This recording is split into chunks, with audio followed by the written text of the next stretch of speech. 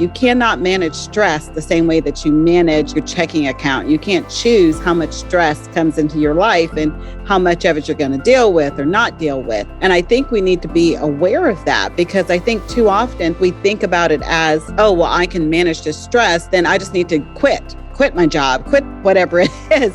I just need to get rid of stuff, rather than seeing that really the issue is more than that. It's about how do we replete the energy that we use. That's where the focus had to shift for me, because just trying to get rid of things wasn't going to fix the underlying problem.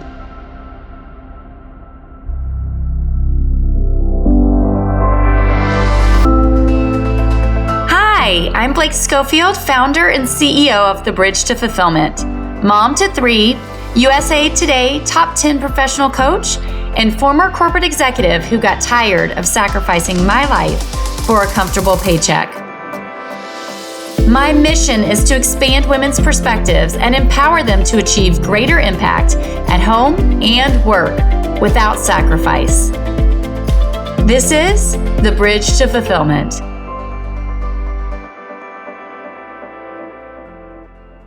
Hello and welcome to The Bridge to Fulfillment. Today, I'm really excited to have an expert guest, Dr. Saundra Dalton-Smith. She's the founding physician and CEO of Restorasis, a professional development agency dedicated to restoring well-being in the workplace by working with companies that care about their employees and want them to succeed at work as well as at home. She helps organizations overcome employee burnout and leadership overwhelm to create a healthy culture where innovation and optimal performance thrive.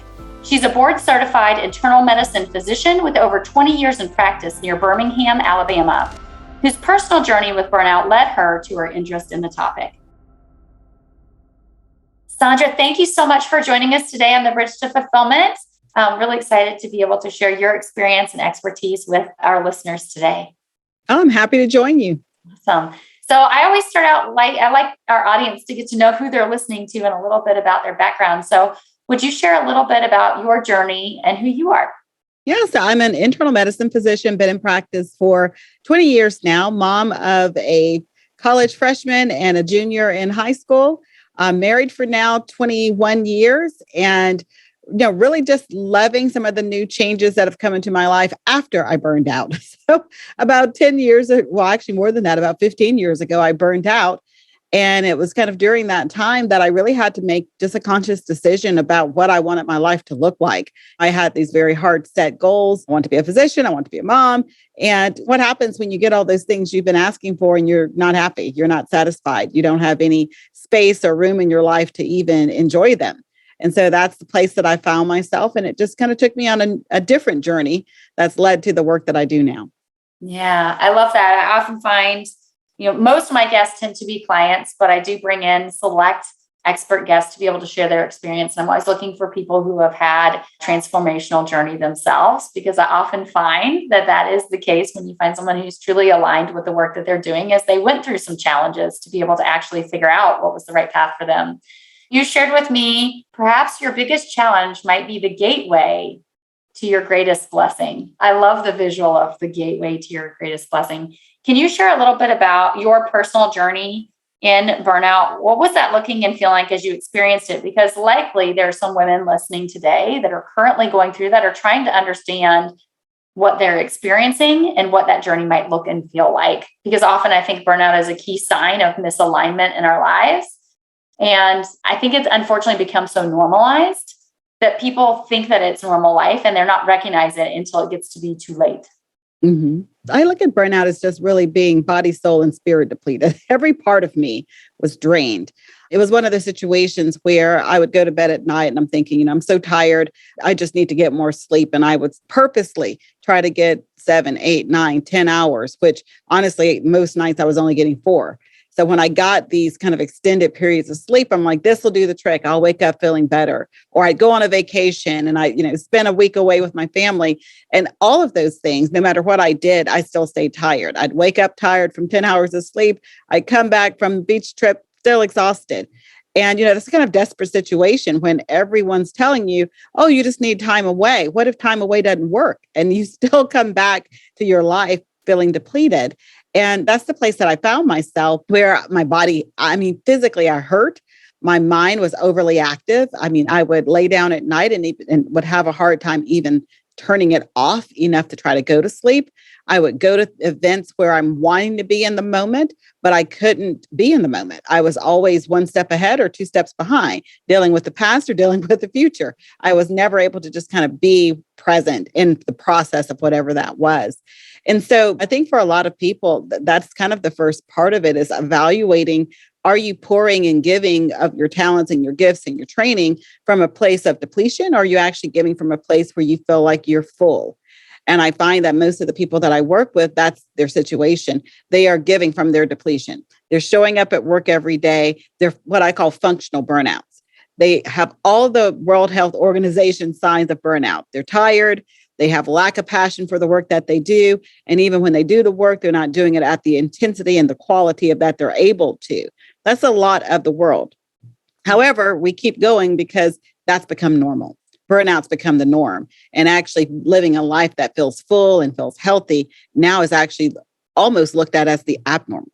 Yeah. I love you saying that, because I think that's really true. I spent 18 years in corporate America. I went through 3 really severe bouts of burnout before I finally hit what I call the breakdown moment.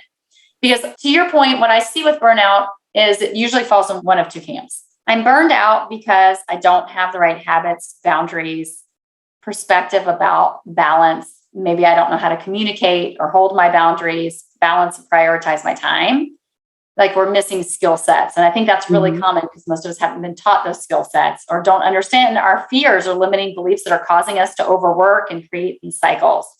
But then I also see the second camp, which many times has that, but also is doing work that's actually misaligned with how they're naturally work, the right environment for them. And so the burnout is a result of both not that right habits, et cetera, but this misalignment. I'm not passionate about my work. It doesn't fit me anymore. I'm being asked to work in a way that actually uses my energy up because it's not actually how I would work best or the things I'm passionate about. And I think you're 100% right. It's become so normalized. We know that the vast majority of people in corporate America are unhappy, unfulfilled in their jobs. Most people are living for vacations, like you said, or living to retire. It really breaks my heart. And it's a huge part of why I do the work that I do, is to help people understand it doesn't have to be a rarity that you can be fulfilled in your career and life.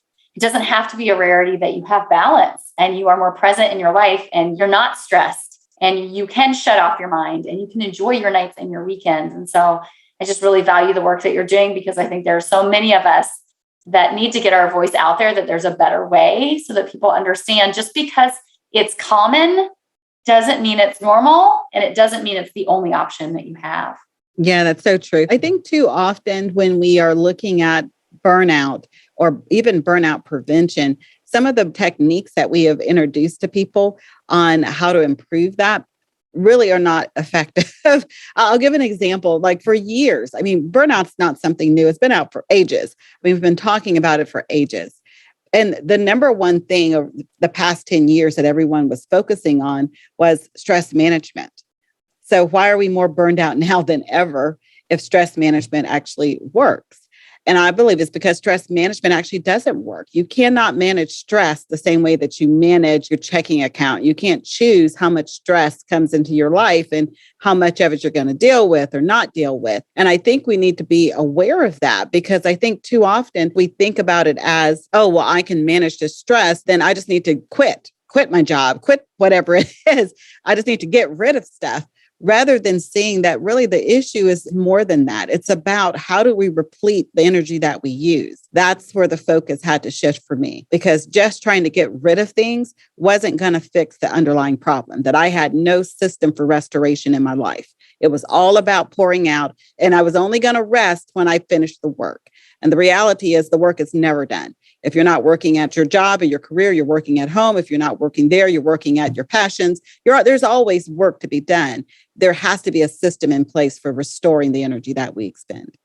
100%. And what I love about what you said is, I think we can look at a lot of things in society that have been issues for decades, and people keep throwing the same things at it and expecting different results, right? Insanity, doing the same thing over and over again and expecting different results. If in fact right? It was just about managing stress and the problem would be solved. Everyone could figure out how to manage stress and no one would have any burnout issues again. And I love you sharing that because a lot of my work and what I have come to really understand is there are so many band-aids in how we do things as a society. Whether it's, I just quit my job and then I won't have stress anymore. Well, hello, that's impossible. There's no way you're not going to have stress. There's no perfect time ever when you'll have zero stress and everything will be fixed and you have enough time to do things for yourself. But to your point, how do we actually get to the root cause?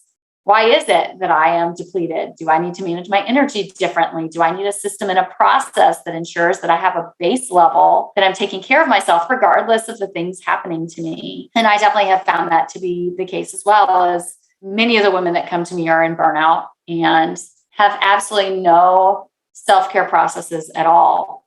And they don't even know what their habits are anymore. They don't take any time for themselves. They're working themselves to the grind all of the time. And if we don't fix those things, then we can't ever get to a place, right? You can't pour from an empty cup. But even more than that too, are we actually identifying why do we have those patterns? Are we actually looking at the belief systems that are causing us to feel like we can't take care of ourselves? Are we looking at the things that tell us, I'm so fearful if I don't do X, Y, Z, I won't have a job? Because at the end of the day, right, it's so much deeper than just, to your point, it's so much deeper than just managing stress. It's about actually getting to the root cause of what's causing these problems. And then to your point, learning the right skills, habits, behaviors, processes that can ensure that no matter what comes our way, we don't topple over like we used to. I think for myself, when I first started this journey as a physician, there was a bit of hesitancy to even dive into this topic. And even after I started doing research, if I'm completely honest, the research was 100% selfish. I had no intention of sharing it, no intention of writing Sacred Rest, no intention of any of the, starting a workplace wellness company, none of that. Initially, when this journey started, it was just that I can't survive like this. And as a physician, looking at other physicians committing suicide because of the pressure and, having all of these other negative things that occur because of the burnout escalating and getting to a place where it was just not sustainable anymore. I think that is kind of what pushed me into wanting to share it, because initially it was just about survival. It's like, I can't survive like this. I start off my book, Sacred Rest, talking about picking up my 2 toddlers at the time from daycare, coming home after a full day at work, 6 a.m, 6 p.m. I'm an internist, so my office hours include the hospital, ER, and the ICU, as well as my physical building office. So I was all over the place, high-strung profession, coming home with kids at 6 p.m. with a mindset of, I need to feed these kids. My husband will be home in the door in 30 minutes. And when I walked through the door on one particular day, I was just at the end of myself. All I could do was put the kids in front of the TV just to entertain them long enough for me to lay out on my foyer floor. And as I'm sitting there, laying out on my foyer floor, I'm thinking, this is the life that I built. I have no one else I can go back and say, you're to blame for this, other than myself. So there was a bit of ownership that had to occur there, that if I did the work to create this life, then I could also do work to create something better. But I didn't have any type of framework of what that even looked like.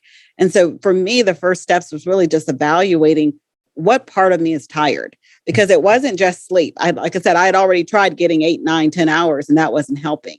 And so I had to just get really clear and really real about what is exhausted, because there was more to me that was being depleted than just the physical. And that's really where the research I've done on the 7 types of rest, that's really where that came from. It's like, I wasn't just physically tired. I was mentally, spiritually, emotionally, socially, creatively, and sensory exhausted. And I needed to get kind of fine-tune that, because honestly, as a physician, if somebody came into the ER and told me, hey, doc, I hurt, I would be like, and, what am I supposed to do with such useless information? You hurt? How do I even know where to look, what test to order? But we say that all the time about ourselves. I'm so tired. That is such pointless information. It has to be more specific for you to actually have the power to be able to change it. Oh, I love this. Can you share with us a little bit more? You said there are 7 types of sleep. What is some of the specificity so that people can begin to move from a place of I'm drained, I'm exhausted, I'm tired, to something that's more productive that can actually be utilized to create forward momentum? Yeah. So the 7 different types of rest, the first one, physical. Most of us are very familiar with passive physical rest. sleeping and napping, but we don't think about the active component of physical rest. Those things that include our circulation, our lymphatics, our body fluidity, our muscle integrity. So it's things like stretching and walking and yoga and foam rollers and massage therapy, all of those other things that are needed for your body to feel good, but also it includes the ergonomics of where you work. A lot of people, we work in workstations that are actually toxic to our physical body. And so you wonder why after sitting at that desk or wherever you tend to do your work at, you get up and you're like, why does my arm hurt, my shoulders or my legs swelling? You have to be aware of that. That's a sign of a physical rest deficit. Your body is going through an experience that is causing depletion in ways that then need to be restored. There needs to be a process to reverse that. So for every activity that we do, every amount of energy we expend, there should be a reciprocal thing that we do, activity that we pour back into. And so when you disassociate rest from simply being stopping or cessation activities, you can start look at what are the restorative processes that I can do to fill those areas back up. So like with mental rest, so to speak, if you're someone who does lay down at night and your brain won't shut up, or you have a hard time memorizing things or concentrating, that's what a mental rest deficit looks like. It's a mind that's overly active and can't get to that kind of serene, quiet, clear space, that white space in the head, so to speak. And so for someone who might be experiencing that, there's multiple different mindfulness practices that can be helpful. Something as simple as doing a brain dump at the end of the day. So instead of going to bed with that to-do list running around in your head, write it down. It gives the brain permission to release it. The more you ruminate over it, the less sleep you're going to get because your brain is going to keep ruminating over it. When you release it on something concrete, like a piece of paper or a notepad, it gives the brain permission to let it go so that you can get into those deeper levels of sleep. Spiritual rest, that's different for every person, really just depending on their spiritual beliefs. But at the very core of it is the need that we all have to feel like our life has purpose, as if we belong to something bigger than ourselves, that there's meaning to our existence.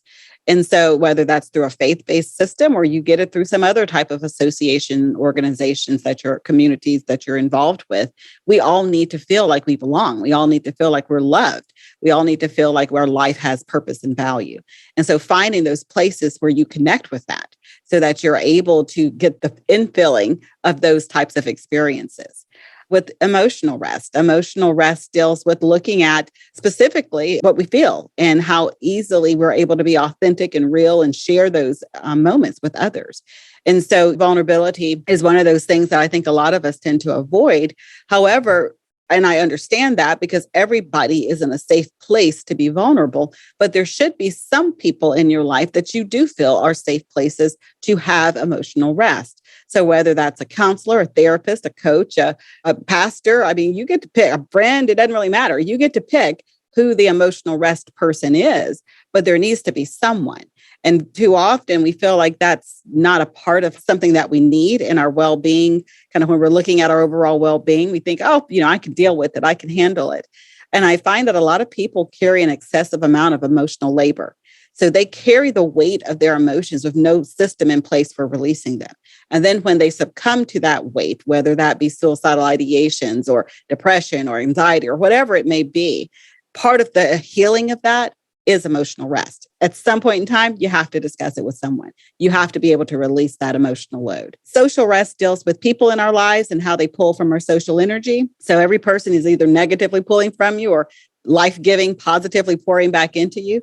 Evaluate every relationship and see which are pulling you which way, because oftentimes we are more drawn to those that are negatively pulling from our social energy, and we omit time with friends and those who actually want to pour back into us because they're usually not as demanding as those people that need things from us. So to make sure that you make room for that. And then the final two, sensory and creative. Sensory rest is just like it sounds. You evaluate the sensory inputs within your life.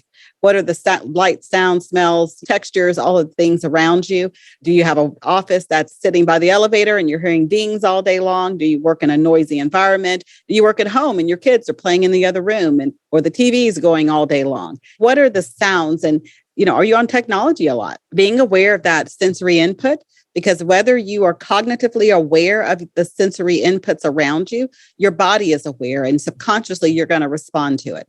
And most of us respond to sensory overload with irritation, agitation, rage, or anger. And so if you notice that you start your day off pretty good, but then you're pretty grumpy at the end of the day, there might be some external sensory inputs you're experiencing that you have written off as not affecting you, and they really are. And that final one's creative rest. And it really deals with looking at what motivates you. Creative energy is used in so many different ways, from problem solving to when you're trying to be innovative or think outside of the box. So you don't have to be an artist or musician to need creative rest. If you're solving problems, which most of us do on a regular basis, you're using creative energy, and you need to have a system in place for filling that part of yourself back up. And for many people, that's experienced through beauty, whether it's natural beauty like the ocean, the mountain, the trees, or it's man-made beauty like music or art or theater. But we all need to have times when we allow our experience of beauty to awaken something inside of us, to pour back into that creative well so that we fill that part of ourselves back up. I love the holistic approach of how you've looked at this from so many different angles to help people really start to identify. And I would venture to bet, based on my experience now working with hundreds of women, that people usually have more than one. I would venture to bet people actually have, especially if you go through multiple rounds of burnout, the majority, more than half of these as they go through. Is that what your experience has been as well? Absolutely. I think one of the number one questions I get whenever I present this within corporations or organizations is someone will eventually get the courage to raise their hand and say, what happens if I have all seven? If I have a rest deficit, all seven? And the reality is we're all using energy in these seven buckets throughout the day. But typically there's one or two that you're using more of. And if you don't already have created or adopted some type of system in place to restore that one, it's going to be what's more depleted. We have a free assessment at restquiz.com that we offer. And really, that was the reason behind that, because so many people, wanted to know which one of these is the one I need the most. So it actually gives you a score in all seven. So you can kind of see where you fall. And when people take it at different times, they will get different scores because at certain periods, you're using more of one type of energy than another. Yeah. Awesome. Thank you. I'm sure there are people right now that want to go to that. We'll have it in the show notes as well, so they can go take their own quiz and learn. One of the things that you do is go inside organizations and help them, right? Reduce employee overwhelm, reduce the burnout. I'd love to hear your perspective. What are some of the key things you're consistently seeing inside organizations? And I would venture to bet it's almost ramped up in the last couple of years with the coronavirus and everything that's happened as burnout has gotten worse. But what are some of the key things you see in the working world today that are the biggest drivers, some of this? And then maybe on the flip side, what are the things that you see as an organization make the biggest impact for people? Yeah, that's probably my passion right now is mainly working within organizations and helping them kind of rev back up the morale of their teams. One of the things that we're seeing most often right now is specifically, I would say post-pandemic, but I think we're more probably peri-pandemic. We're in the middle of it rather than over it at this point, would really be just the need to be able to have things that they can do to restore themselves at home and at work. It no longer can burnout prevention and burnout recovery be something that we negate to, on your vacation or on your weekend or whenever you get time. It needs to be something you can actually do in different periods of your life. You can do it at home, you can do it at work, you can do it when you're busy, you can do it when you're free, to learn ways to integrate it so that the things that you're doing become very habitual, that become very easy to incorporate in your life so that you're not having to make time to restore yourself. You've built in restorative practices. And so that's primarily what we do with a lot of companies is that we look at, we sit down with their employees. We have these pre and staff meetings and meetings with their leadership. And we look at what's the day-to-day look like for your people? Where are they expending their energy? Not just from the leaders telling me where they expend their energy, because usually the leaders have no clue where their team's spending their energy. It's what I'm finding is actually have the team members walk me through their day and let me know what's draining you the most. What period of your day do you feel the most exhausted? And then what happened right before that? What were the things that led up to it? Because once we can identify where the energy drains are occurring, you can then build in those restorative practices so your team actually stays energized for longer. So you don't have this high energy morning and this let's just make it to 5 evening because everybody's already at the end of themselves. You can have a system in place where people have there's an ebb and flow to the day. You're not high all morning and you're not low all evening. You've built in some ebb and flow so that people can restore as they're going throughout the day and be more effective and more productive in the process. Because that's really what most of the research now is showing. The whole 4-day weeks and all of these things that a lot of different countries are kind of doing a lot of studies on. That's what we're seeing is that the more rested people are, the more productive they are, the higher quality work they produce, and the happier they are. So one of the main reasons companies tend to bring me in is primarily with retention. Their people are leaving looking for greener grass. That was the whole big thing about the great migration that happened with everybody leaving one field and trying to do something else during the pandemic. For the most part, the main reasons people left was because they wanted better work-life integration. They wanted better work-life quality. And so when you can help people understand how to do that within the current career they are in, you're able to allow them to stay for longer. Now, granted, some people do need to leave because they're just not in the right spot. But oftentimes what I find is people, they have passion for the work that they're doing. They don't necessarily want to leave the work they're doing. They just don't have the energy anymore to do the work. And so once you help them build back up their energy, they can then progress at a healthier level. Mm-hmm, mm-hmm. Your experience definitely echoes mine in a lot of ways because you're doing it in a corporate standpoint. And I think there's so much need for that, especially, if you could sit on the calls and the things I hear women struggling with. I had a client have 21 meetings in 1 week, 14 hours of 21 meetings. I'm like, okay, we got to resolve this issue. Right. And so I think there's so much opportunity from a corporate standpoint for corporate C-suite and leaders to understand the old mentality about hustling and grinding and more actually leads to worse results. But that employees that are focused and clear on priorities and have time for balance produce better results, and you can accomplish a whole lot more with less. Right? How do we actually focus on the stuff that matters? But to echo kind of what you said, right? A lot of women come to me in burnout, not all, but a lot of them. And work-life balance, better work-life integration, harmony is one of the big things. And what I often tell my clients when they come in, when they have no energy and they're like, I don't know if I can do this, is I say, give me 3 to 4 weeks. Give me 3 to 4 weeks. You will feel like a completely different person, even in your same job.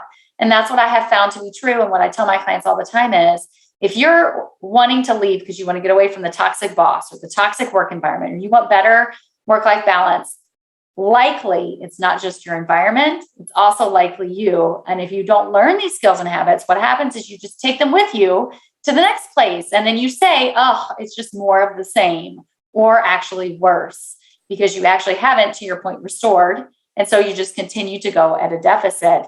And so what I see is it helps women who are unfulfilled and want to make a change in their career. It helps them be better, more productive employees while they're in their job.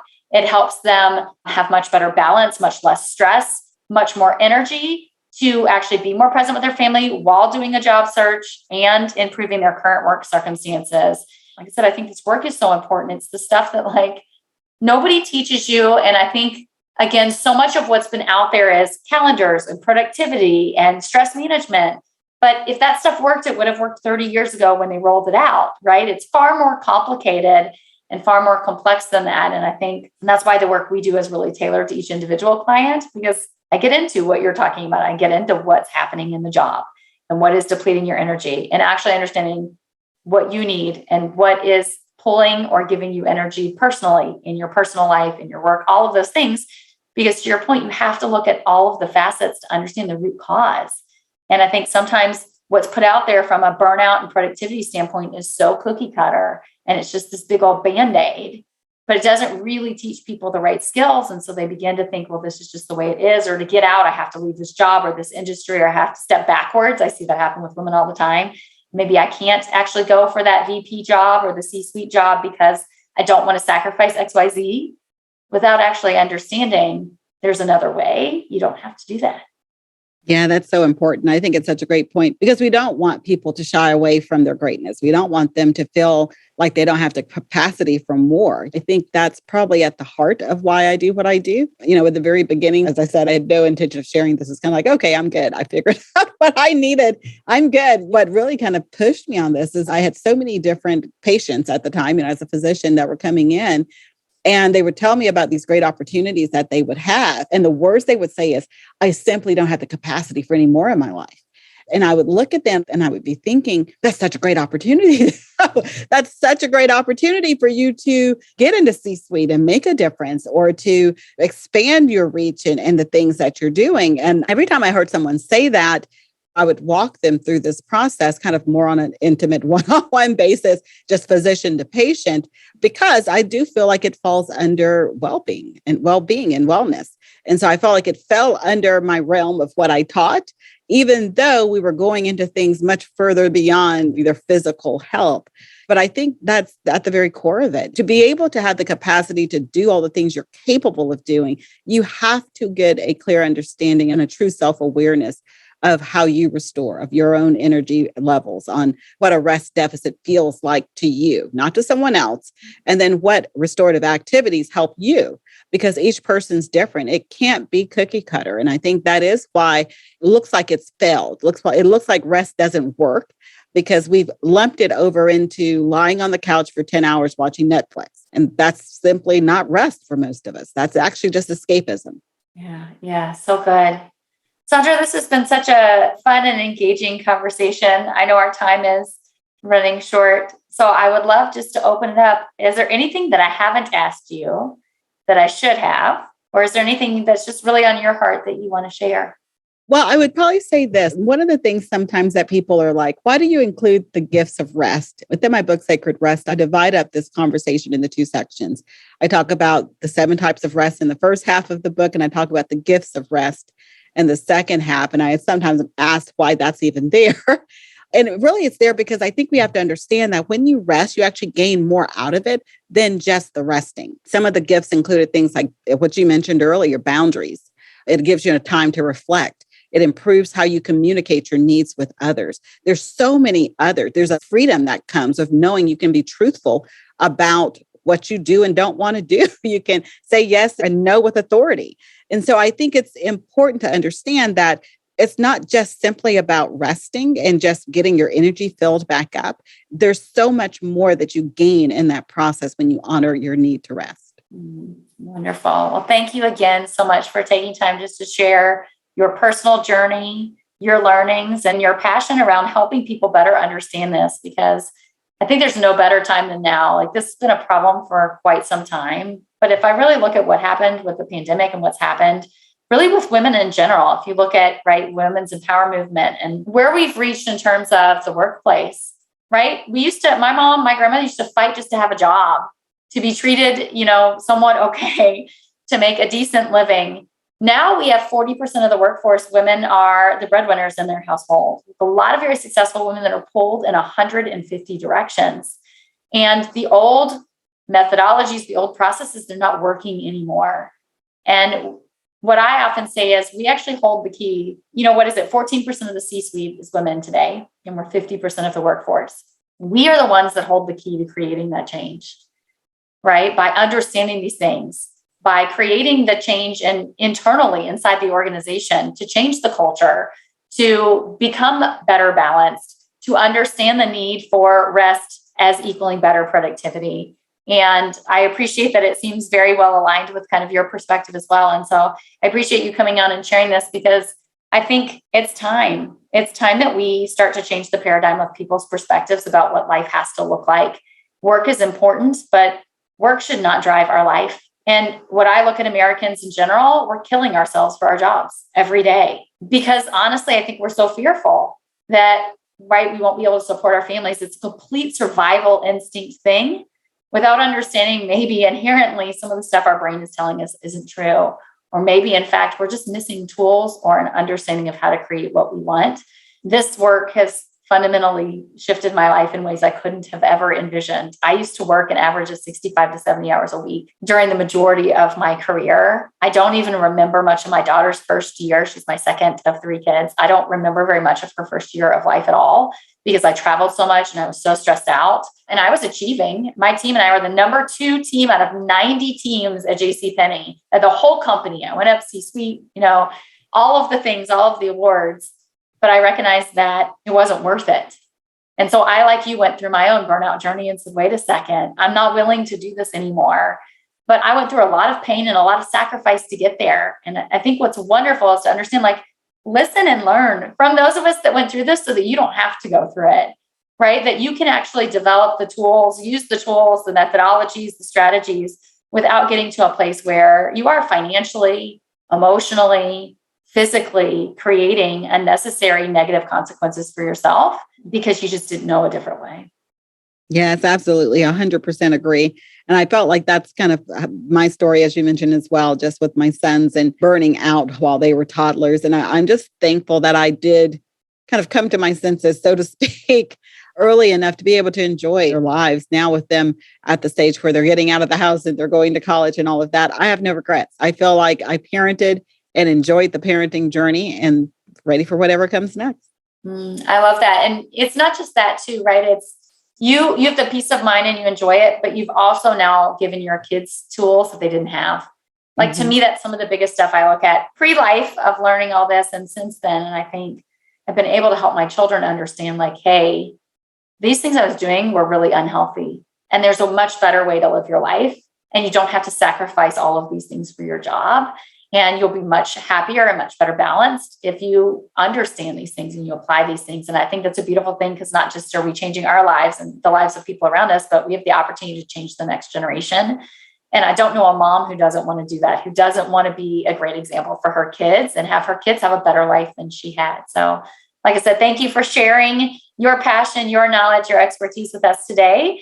And for those of you guys listening, I hope that you've learned some good things to start to think about, where's the burnout actually coming from in your life, and really start to challenge and understand that you have the power to create that change. And we're here to help give you some tools to do so. So until next time, have a great week.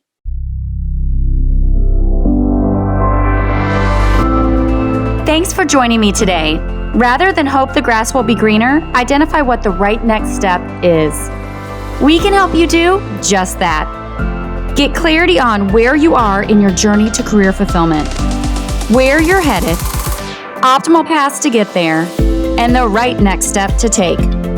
Start your complimentary personalized career fulfillment plan at www.thebridgetofulfillment.com/plan. Again, you can get your personalized career fulfillment plan at thebridgetofulfillment.com/plan.